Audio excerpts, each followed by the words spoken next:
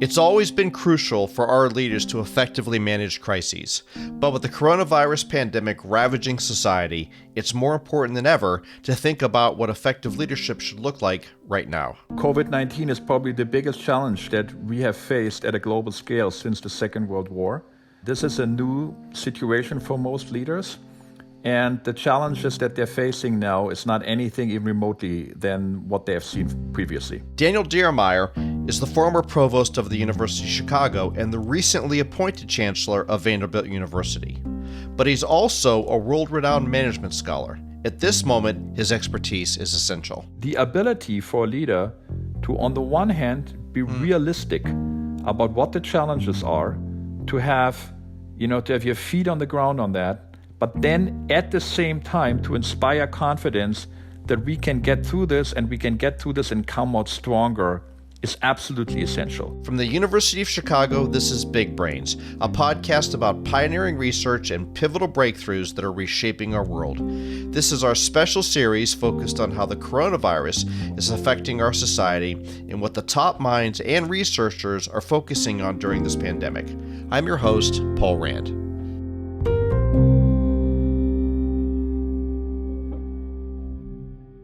Before anything else, Diermeier says the most important factor business and political leaders should be thinking about when it comes to managing crises is trust. Yeah, so let me preface that just with one thought.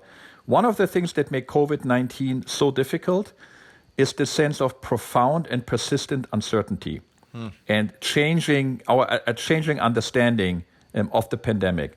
So what this does, it challenges us when we usually make decisions. You want to get the data. We want to get, we want to have it fact-based. We want to think about it, and then we want to make the decision. And you can't do this right now. It's not possible. You have to operate in an environment of tremendous uncertainty and lack of information. Therefore, maintaining trust is essential. And what we know from the literature on trust is that there are various factors that increase trust. And you've actually developed something that you call the trust radar, and it breaks these factors into 4 categories. Can you start by just giving some background on one of these categories? So the first one of them is transparency. Transparency is not the same thing as full disclosure. Transparency is really reached by understanding what's in the mind of your audience. What are the questions that they have? What are the concerns that they have? And then try to address them as much as you can. Specifically, what you want to do is you want to tell them what you know. You want to tell them what you don't know. You also want to tell them if there are things that you cannot share with them, but give a reason for them that they understand. For example, privacy concerns usually fall into the third bucket. Gotcha. So the important thing is to start with what's in their head, what are the questions, and try to address them to their satisfaction as much as possible. That's transparency. Okay. Now, you also reference transparency as the ability to be fully understood.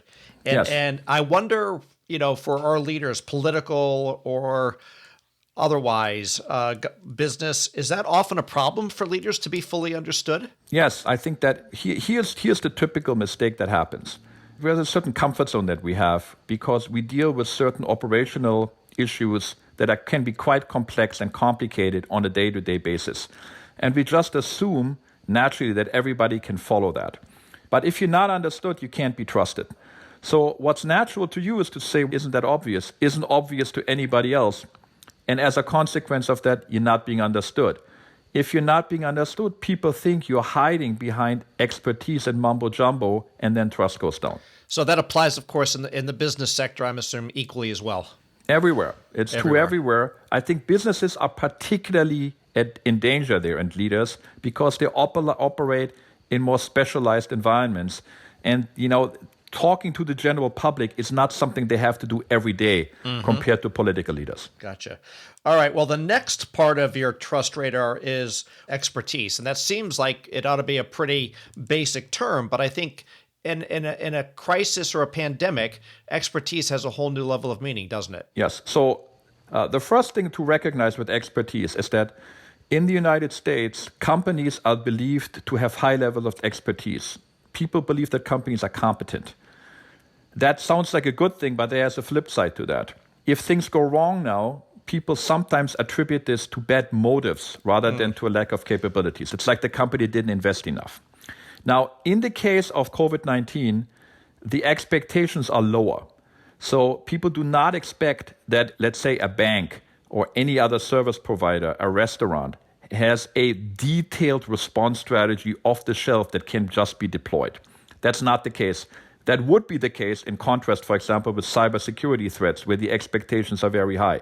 So people have lowered the expectations of companies on that. However, what they do expect is a basic crisis management capability. So the ability to make decisions quickly, to communicate them clearly, and companies will not get a pass if they don't have that. I should say one more thing on nonprofits too. Nonprofits usually do not face the same levels of high expectations on expertise, except in the areas that are their core competencies. If Target has a data breach, people get mad because they say, why didn't you invest more? If the same were to happen at the Red Cross, people are more forgiving. But if the Red Cross had a problem with contaminated blood supply, they would not be forgiving. Because that's the core area of expertise. That's the core area of expertise that the Red Cross stands on. Okay. There's another a word in this mix, which is empathy. And we've talked quite a bit on this show, Big Brains, about empathy. But I wonder in the context of a pandemic, what does that mean? Empathy means that when you communicate, you have to communicate with the pain and suffering that people are facing in this context. That includes the uncertainty, the economic impact that they may be facing, or if they have somebody in their family is ill, or God forbid, if they've lost a loved one. So for leaders, it's very important to understand that when they communicate with their own people or with a broader environment, that they express a sense of empathy, that what they're asking people to do will be tough, will be painful, and that they sympathize with that. Got it. Now, it seems really obvious, but you often comment and say that actually that's one of the most important factors, but also the easiest for many leaders to miss. Why is that? The reason for that is that our tendency is to go to an area of expertise because that's our comfort zone. And so we focus on, when we're communicating things, on a lot of operational and technical detail, and we forget that we need to connect with people as people. And the empathy side is a very important part of that. Okay. Whether in this current situation, pandemic, or in other cases, business cases, can you give an example or two of a case where you saw empathy coming through in all the right ways? So a great example of that was there was a train crash in Britain that affected Virgin, the train part of their business, Virgin Railroad. And, Sir Richard Branson immediately flew to the crash site, expressed his empathy with the victims, and praised the train driver who had avoided an even bigger catastrophe. So he was there on the spot, and he connected with people, as a person. There's a fourth factor of this, which is commitment, which is, basically people demonstrating that they will find a solution or make people whole. Showing up in person is an important part. And so that is your fourth pillar, is commitment. So yes. let's dig into that a little bit deeper. And I want to ask you just to, again, give me a definition in this context of what does commitment actually mean? Yeah, what commitment is about is the following. In a crisis context, you often don't know what the problem is or what the solution is. But people want to be reassured that once you know, that you will find a solution and you will take care of them. So the way to signal that is through commitment. And commitment usually comes in two forms. The first one is by defining a process and communicating that to the relevant audience, a task force, an ad hoc committee, and then to give updates on that. The second one is to make it personal. When you face a crisis, people want to hear from the leader in charge, not the spokesperson, and that's the CEO or the equivalent in a nonprofit context, the person that is in charge. The more personal you can make it, the better. Videos are better than emails. Town halls are better than videos. In person is better than everything of that, but of course we can't do that. Now I know you've talked about the fact that some leaders may actually consider this a waste of time when they've got some really hard challenges and issues to tackle, but you push for making time to be as important as any of the other things they've got going. That it is time consuming, it is difficult, and it requires extra effort. But you have to remember that if you lose the trust of your stakeholders in this environment, everything will be harder. So, are business and political leaders following these crucial factors today? And what other factors besides trust does Diermeier believe our leaders need to focus on? That's after the break. The COVID-19 pandemic is a global crisis on an unprecedented scale. Listen to the new podcast, Pandemic Economics, from Stitcher and the Becker-Friedman Institute for Economics to help you navigate this moment. Hosted by Tess Vigeland, former host of Marketplace, and New York Times reporter Eduardo Porter. Featuring insights from top economists from the University of Chicago with data-driven research on topics ranging from the impact on global financial markets to how this will change the nature of work. New episodes every Thursday. Subscribe now to Pandemic Economics. Big Brains is supported by the Harris School of Public Policy at the University of Chicago. Looking to accelerate your social impact? Learn how to use evidence-based decision-making to lead measurable change in any sector. Work alongside top U Chicago faculty to put policy into action using your data science and analytical toolkit. Full-time and part-time programs available. June 1st deadline for a fall 2020 start. Visit harris.uchicago.edu/admissions. Well, one of the things that certainly has undermined this entire pandemic, and especially when you see, the number of people getting sick and the number of people dying, is fear. And Yes. I wonder if you could talk a little bit about how does fear during a pandemic like this or any crisis drive people and the level of response that's needed? Yes. So fear is a very important component of many crises, especially those that involve safety, personal safety. The thing to recognize is that the subjective assessment of risk and the objective risk are not the same. They're significantly different.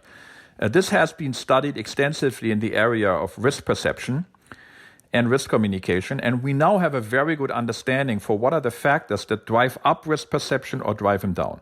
Things that drive up risk perception are if something is novel, if something has dreadful consequences, such as severe injuries or death, if there are identifiable victims, not numbers of victims, but identifiable victims, if there is a high degree of media coverage that makes the issue salient, and, for example, if people have a sense of powerlessness or lack of control. Now, COVID-19 has all five of them. It sure does. So as a consequence of that, people are very fearful and arguably more fearful than is warranted by the objective risk to themselves and to their safety. So what you can do in this particular case is you can think about how you communicate and how you act as a leader to help them deal with that risk and with that fear. Now, there's not much you can do about the dreadful consequences or the media coverage. Novelty will wear off over time. Once people become familiar to that, to the situation, they kind of get used to it, and then fear goes down. But where you can do something is in the aspect of powerlessness. So what I would recommend in this case, to empower people to participate and make a difference, whether that's to volunteering or by giving a whole organization a sense that if we pull together, we can get through this, so that people feel they can make a positive contribution to dealing with the crisis. Once they feel they can make a positive contribution, the level of fear goes down. Okay. This kind of all leads up to this. And this area that I'm going to ask you about is particularly relevant right now and baffling to me in many ways, because you talk about how important it is for leaders to infuse people with a sense of duty and a sense of community. But when we look out and we see people, in many cases, ignoring the recommendations, not social distancing, not taking the warning seriously, is that a failure that a sense of community and duty has been not imbued as it needs to be? I think it is. I think it is a problem. Now, of course, when you think about compliance with like a stay-at-home orders, for example, there is a debate on whether these things are the right approach or not, right? So, for example, Sweden has taken a very different approach. And so there are policy debates on that, of like how you handle this. And then, of course, there's an overlay of that. The political polarization in our country has, entered the question of, what to do and when to release these lockdowns on top of that. And then the third thing, of course, is, there are people here that are losing their livelihoods. Right. So all of that makes this a much more complicated and complex decision environment than to say, we know there's one right answer and now we all have to, we just have to do it. And then if you don't do this, you're somehow not doing your duty. I think there's complexities here that make this more challenging. On the community side, this is an important insight. So it's particularly important insight for businesses because that's not where they typically operate. the distinction that people have used there is between an exchange orientation and a community orientation. An exchange orientation is a typical business interaction. For example, we go to a restaurant with our friends, we have a great dinner, we have a great time, we ask for the check, we leave a tip. That's a business transaction. Okay. The same type of people have a dinner at a friend's house, same conversation, same food, same wine. At the end of that, one of the guests asks for the check and wants to leave some money on the table as a tip, as an appreciation how great the evening was. That is, people would be aghast, be a total disaster. Now, why is that? Because having a dinner in a restaurant is not the same as dinner in a friend's house. In a friend's house, it's a ritual of enforcing a community. So people don't pay, they bring a bottle of wine or some flowers, or they invite people back. So the rules of engagement, what's acceptable, what's not acceptable, is very different in an exchange orientation than it is in a community orientation. Why is this relevant? Because natural disasters or pandemics trigger a community orientation. Mm-hmm. We come together as a group, we rally around the flag. It's all about responding to needs, and things like pricing or selling things are very problematic. So to put it differently, if Starbucks wants to sell a bottle of water for $3 during a regular business environment, that's unproblematic. But after 9/11, when first responders run in there and try to get waters for themselves and for the victims, you cannot charge them. Not even a discount is enough. You have to give it for free. Okay. So that's a different environment that businesses have to deal with, and it's not easy. And so where does this idea of being a community member versus being a business, where does it start and where does it stop? And how do organizations know when they're crossing the line? Well, I think you have to realize that once you are in a pandemic or natural disaster or terrorist attack, you're in a community orientation. That's that. There are tensions, however, that you need to navigate. You can't get out of business, right? You have to be able to do what you do while being able to operate in a way that maintains the sustainability of your business. To give you two examples of companies that have just done this. The first one is the car companies shifting production from building cars to building ventilators. Uh-huh. That's a community orientation. Okay. You've mentioned car companies producing ventilators. Are there other examples of companies where you're seeing them just doing such a smart job and you say, boy, that is really well done? There's a famous example that goes back to Hurricane Katrina. Mm-hmm. And this was Walmart, had very controversial business practices at the time. But, in the context of the hurricane, they really stepped up and really helped them to kind of deal with some of these challenges. So what they did in this case is they utilized their logistics capability to bring products, water, food, shelter to the affected communities in New Orleans and the surrounding areas. And they would set up mobile staging areas, basically pre-packed trucks that then could be readjusted depending on the path of the hurricane and be deployed in the affected areas. And they were able to outperform FEMA, the federal agencies in charge of disaster management, by days. It was done very intentionally. It's driven by the CEO, Lee Scott, who also told his people, these are extraordinary times and we're expecting extraordinary things from you. And we have the confidence that you can make those decisions right. So they empowered their line managers, for example, store managers, to just do whatever they thought was right. There were famous examples of store managers breaking into the pharmacy to provide diabetes patients with much needed medication. There are examples of truck drivers, bringing in supplies. And, one truck driver said, this was like as if I had scored a touchdown at a football game. Now, Right. Imagine what this does to these people.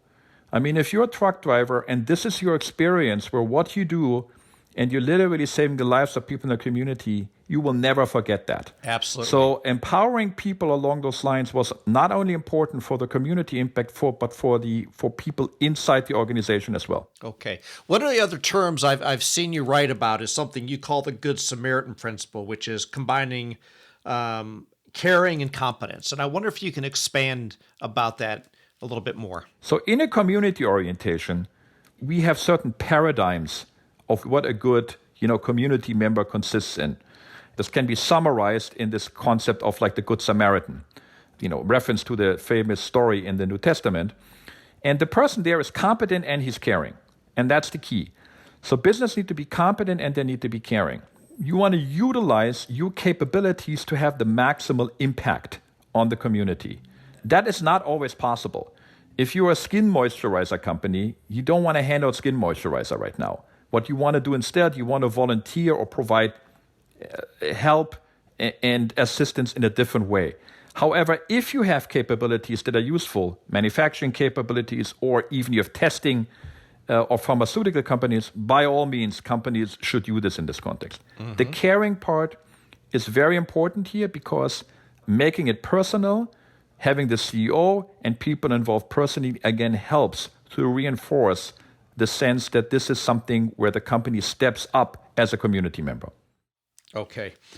So I want to go back and think through, and we're by no means out of the woods on this yet, and maybe even just getting into the woods. But I wonder how this perceptions that we've all been dealing with is going to change people's perceptions of dealing with companies or what they're looking for out of their elected officials or organizations. What's changing for us? So I agree with you, we're not out of the woods. I think there's a tremendous sense of uncertainty and lack of information, and that will go on for weeks and months. I mean, even fundamental statistics about death rates and expected death rates are changing literally on a day-to-day by day basis. Models are being adjusted. All sorts of things are not clear. That's number one. I think what you have in these crises is they are moments when people really pay attention. And how you conduct yourself in a crisis like that can be career defining. It can actually be legacy building. Okay. We saw this very clearly, for example, in the Second World War. Churchill's famous speeches when Britain stood alone, he built a legacy there. So there are many examples where political leaders, governors, mayors will build their careers based on that. It can go in both directions. It can be a total disaster, or it can be career defining. The level of attention is very high, and when people pay attention, we will remember. And we will remember what was good and what was bad, and that can go on for decades. I think if you're an elected official now, this is your moment to shine. Mm-hmm. Let's talk about this. As we mentioned, we've got a ways to go on all of this. And if some organizations and leaders are listening to this podcast and think, gosh, I haven't done X, Y, or Z, is it too late for them? No, it's not. I mean, and this is a characteristic of this crisis is, look, if you have an airline crash, you have to, or even a tornado, that's done within a few days. And so if you're unable to handle that during these times, you can't recover it's difficult to recover because attention has moved on. Mm-hmm. During a crisis, people pay attention. Once the crisis is over, they're watching football again. Well, not now, but in general. And so it's very hard then to recover from that because fundamentally people are not paying attention. Now people paying attention all the time. So you can have missteps, but then when you step up, you can recover from that. As you're thinking, or as people think about their own responsibilities, we're not through this, not by any stretch. And so even if people stumbled at the beginning, if they embrace their responsibilities as leaders, they realize what the specific challenges are, and then they successfully step up to the plate, you can absolutely recover from that. Okay. The challenge, it seems, with being in something as long-standing as this seems to be, is when do you go from dealing with all COVID-19 all the time to getting back to the basics of your business and communicating and talking about that? And how do you know it's the right time to do so? Well, I think you have to keep two things in mind at the same time. I was on a panel with the CEO of AIG, Ed Liddy, who expressed this as follows. When he was managing AIG through the financial crisis, he had like one card in his left pocket, which was the 10 things I need to do so that the business is still around tomorrow. And in the right pocket, he had a card where there were things, what do we do in order to come out of this stronger? And I think you have to have both sides going on at the same time. It's not that you're done with one and then you can shift over. But while you're dealing with the day-to-day, you want to think about what are we learning, what's new, what's changing, how do we conceptualize this, and what does this mean for the decisions we have to do right now? Okay. As you have examples from the last big crisis, whether it was the recession or Katrina or otherwise, there's no doubt we're going to end up having a number of examples coming out of this. So we'll keep an eye on this and see the winners and the losers that come out of this from a crisis management perception point of view. But you've shared some amazing things here. Is there anything, Daniel, that we haven't tapped on that you think would really help the story get across any better? One of the best examples, I think, of how to think about this as a leader is in the movie Apollo 13. And there's a pivotal scene in the movie where the head of NASA walks into ground control, and he's clearly in a sense of distress and says, "This is the worst crisis in the history of the agency." And the hero of the movie, which is played by the actor Ed Harris, he's the head of ground control, and in the movie he wears this white vest, which he kind of pulls on whenever it's a critical moment. He turns over and says, with all due respect, sir, this will be your proudest moment. So I think the ability for a leader to, on the one hand, be realistic about what the challenges are, to have your feet on the ground on that, but then at the same time to inspire confidence that we can get through this and we can get through this and come out stronger is absolutely essential. And leaders then can combine the two, are the ones that will be successful in an environment. You don't want to make predictions that turn out to be wrong. You don't want to sugarcoat things, but you also need to give people a sense of hope and a sense of a direction so that when we're done with this, not only will we be all right, but we will come out stronger, and this will be our proudest moment. Big Brains is a production of the UChicago Podcast Network. If you like what you heard, please give us a review and a rating. The show is hosted by Paul M. Rand and produced by me, Matt Hodap, with assistance from Alyssa Eads. Thanks for listening.